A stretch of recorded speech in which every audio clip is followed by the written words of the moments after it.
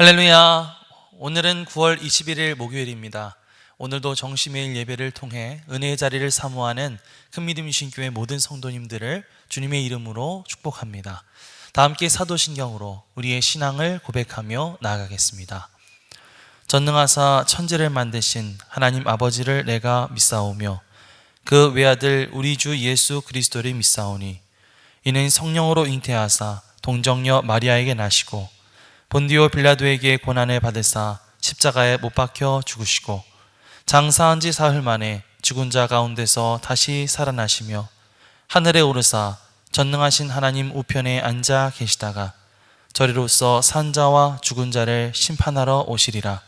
성령을 믿사오며 거룩한 공회와 성도가 서로 교통하는 것과 죄를 사하여 주시는 것과 몸이 다시 사는 것과 영원히 사는 것을 믿사옵나이다. 아멘. 다 함께 찬송가 545장 찬양하겠습니다.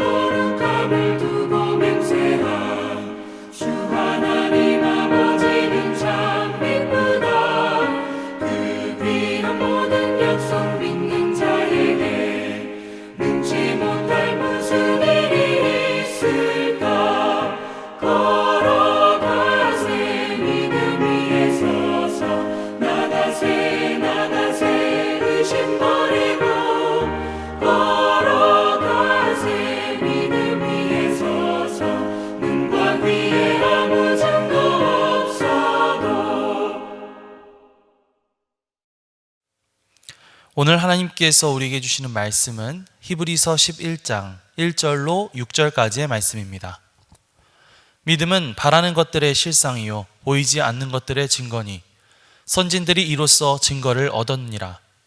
믿음으로 모든 세계가 하나님의 말씀으로 지어진 줄을 우리가 아나니 보이는 것은 나타난 것으로 말미암아 된 것이 아니니라.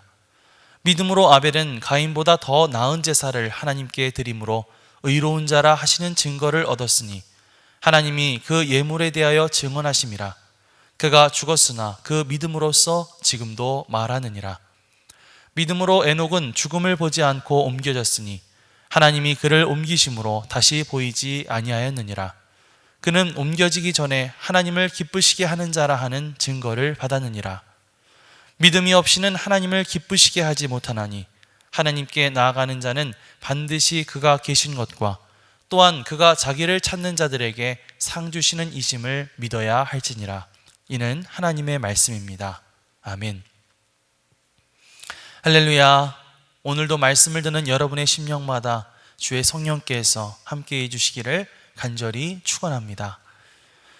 우리는 그동안 히브리서가 어떤 서신인가, 예수님을 믿는 유대 그리스도인들 중에서 다시 예수님을 떠나 유대교로 돌아갈까? 이것을 고민하는 사람들을 위해서 쓰여진 서신이 바로 히브리서다라고 하는 것들을 함께 나누었었습니다.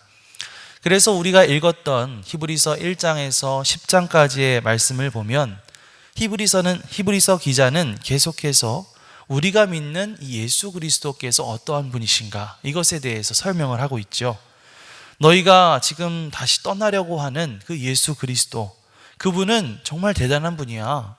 그분은 하나님의 아들이시고 하나님은 바로 그 예수님을 통해서 지금 우리에게 말씀하고 계셔. 예수님은 참된 하나님의 말씀이시고 새 창조에 대한 소망이 되시는 분이셔. 예수님은 영원한 제사장이 되시는 분이시고 완벽한 제물이 되셔서 우리를 구원해 주신 분이셔. 이런 이야기들을 히브리서 기자가 계속해서 하고 있는 것입니다.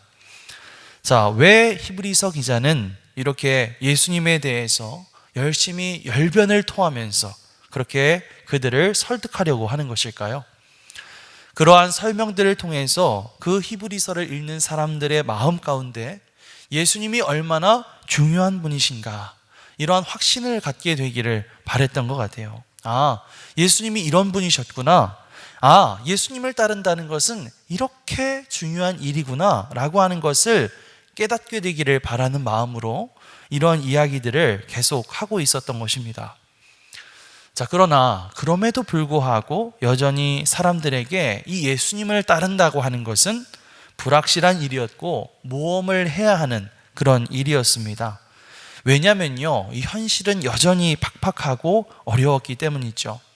예수님은 이미 승천하시고 그들과 함께 계시지 않는 그런 상황 속에서 예수님의 말씀을 따라 산다는 것, 그분의 뜻을 따라 살아간다고 하는 것은 참 얼마나 힘든 일이었을까요? 지금 당장 아무것도 보이지 않고 아무것도 보장되지 않는 그런 상황 속에서 계속해서 교회 공동체 안에 머물며 신앙생활을 계속해 나간다고 하는 것은 그들 입장에서 얼마나 답답하고 불안하고 힘든 일이었을까요? 그렇기 때문에 히브리서 기자는 그들이 하나님의 말씀에 계속해서 순종하고 예수 그리스도의 가르침을 따라 계속해서 살아가기 위한 동력으로 한 가지 개념에 대해서 우리에게 설명해 주고 있습니다. 그것이 무엇일까요? 바로 믿음이라고 하는 개념이죠. 오늘 우리가 읽은 말씀 1절에서 3절을 함께 읽겠습니다. 믿음은 바라는 것들의 실상이요 보이지 않는 것들의 증거니 선진들이 이로써 증거를 얻었느니라.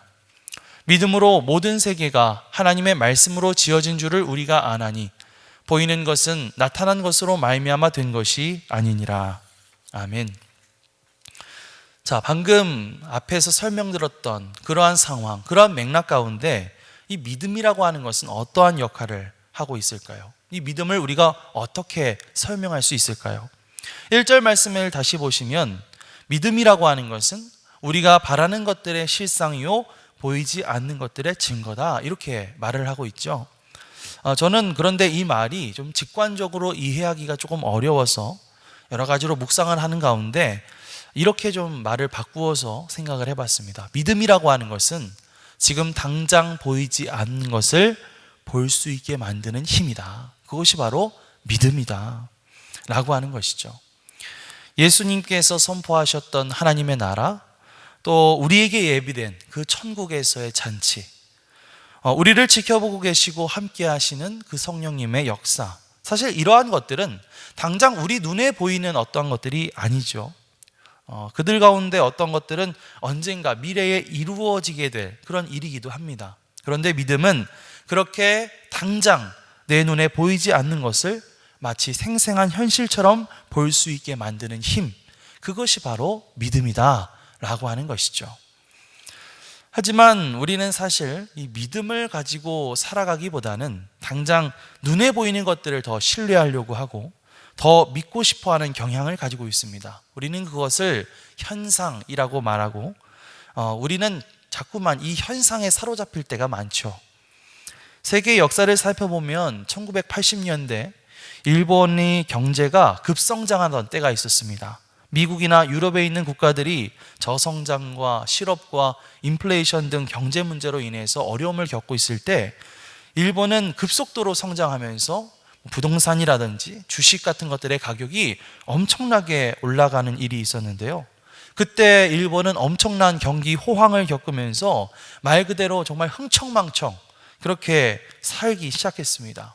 그런데 그 호황은 사실상 거품이었죠.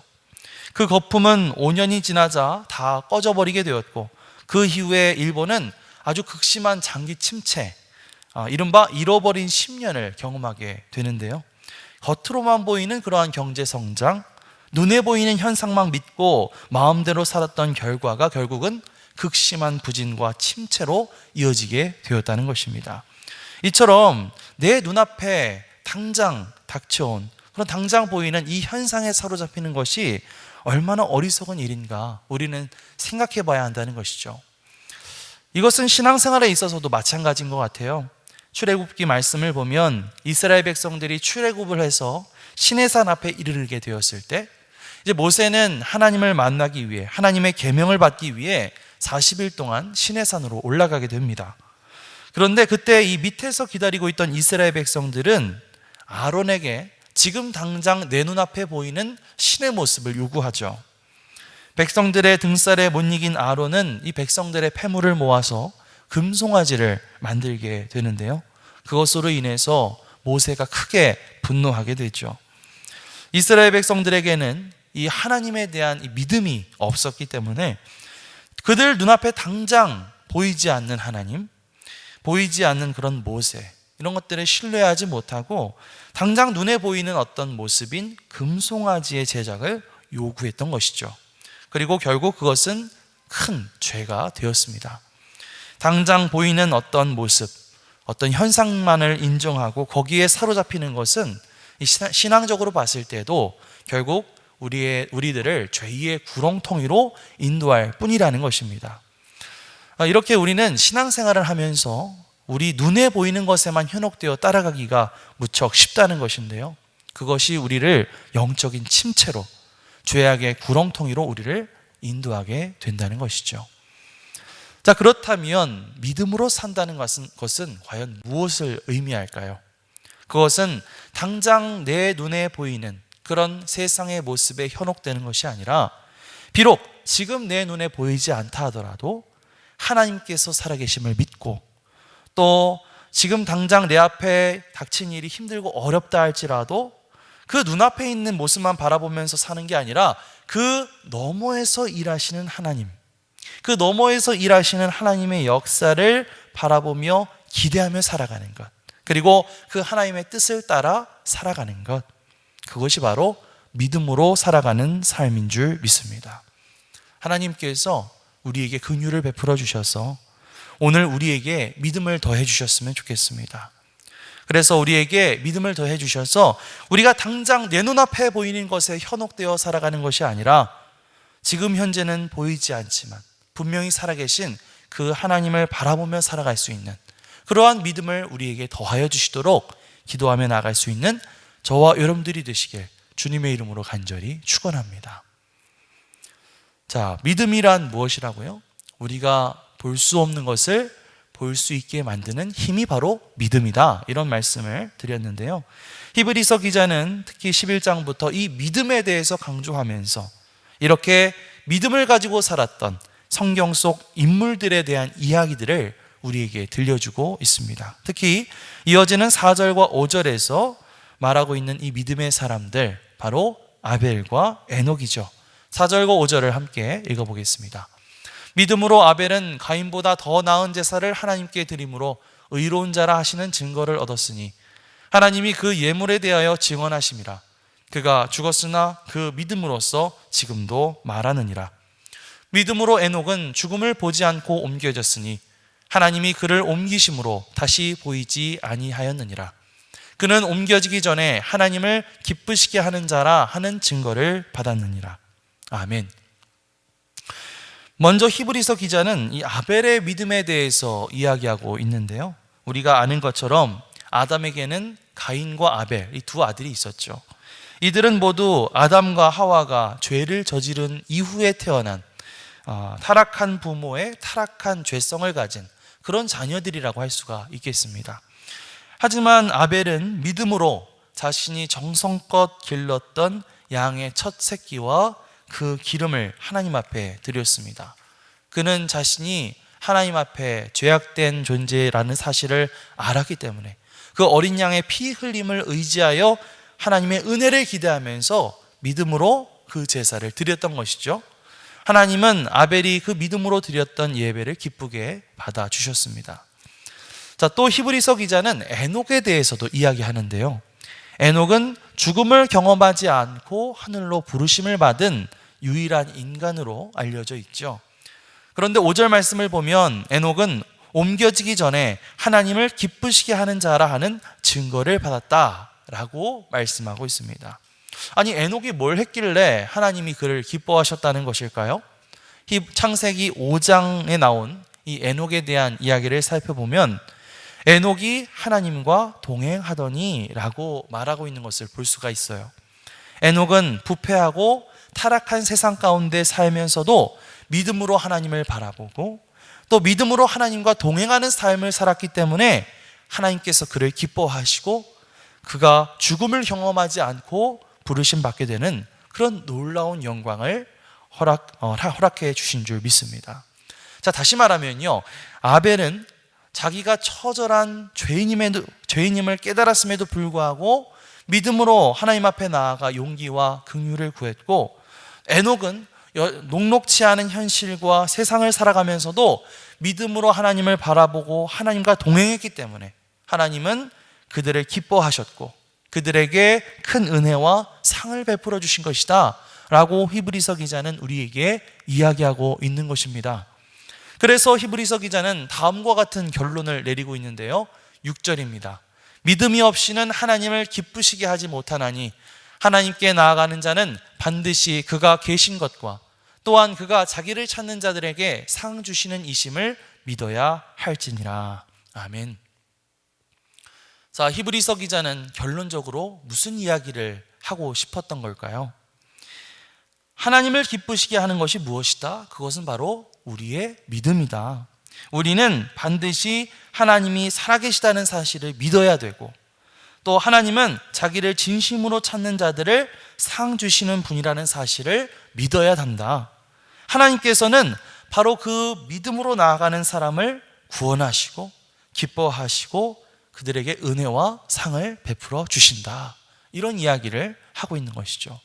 그러면서 이렇게 얘기하는 것입니다. 그러므로 형제들아, 지금 너희가 겪고 있는 그 상황과 그 현실이 아무리 힘들고 정말 녹록치 않다 하더라도 믿음의 선진들, 아벨이나 또 에녹과 같은 그 믿음의 선진들이 우리에게 보여준 그 본을 따라서 살아계신 하나님, 그리고 하나님께서 우리에게 보내주신 예수 그리스도, 그분을 믿는 믿음을 가지고 살아가야 된다. 우리가 보다 더 인내하면서 살아가야 된다. 그래야 우리가 하나님의 상을 받을 수 있게 된다라고 히브리서 기자는 말하고 있는 것이죠.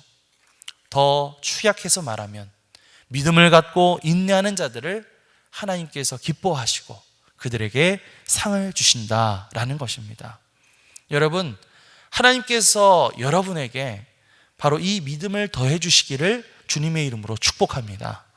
2000년 전 이 히브리서를 처음 읽었던 독자들처럼 신앙의 갈등과 회의와 어려움을 겪고 계시는 분들, 여러분들 가운데 분명히 있을 것이라 생각합니다. 그러나 오늘 말씀에 나온 히브리서 기자의 권면처럼 믿음으로 인내하시기를 바랍니다. 하나님께서는 반드시 살아계시고 하나님은 믿음으로 인내하며 하나님을 찾는 자들에게 은혜 베풀어 주시고 상을 주시고 놀라운 역사들을 일으켜 주실 줄 믿습니다. 오늘도 우리와 함께 하시는 그 성령님의 도우심을 힘입어서 믿음으로 우리 신앙의 한 발자국을 용기 있게 내딛어 나가는 그런 저와 여러분들이 되시기를 주님의 이름으로 간절히 축원합니다. 아멘. 기도하겠습니다. 하나님 감사합니다. 우리가 살아가는 현실이 신앙을 온전히 지키며 살아가기에는 결코 녹록치 않음을 고백합니다. 그러나 우리가 믿음의 눈을 들어 우리가 볼 수 없는 그 너머의 것을 볼 수 있게 되기를 바랍니다. 믿음으로 우리가 처한 현실 속에서 주님을 찾고 믿음으로 주님과 동행하는 일을 계속하게 하여 주옵소서. 그래서 우리가 마침내 하나님께 상받고 하나님이 주시는 그 은혜를 누리며 살아갈 수 있는 그 믿음 신교의 모든 성도님들 될 수 있도록 인도하여 주옵소서. 감사드리며 예수 그리스도의 이름으로 기도드리옵나이다. 아멘.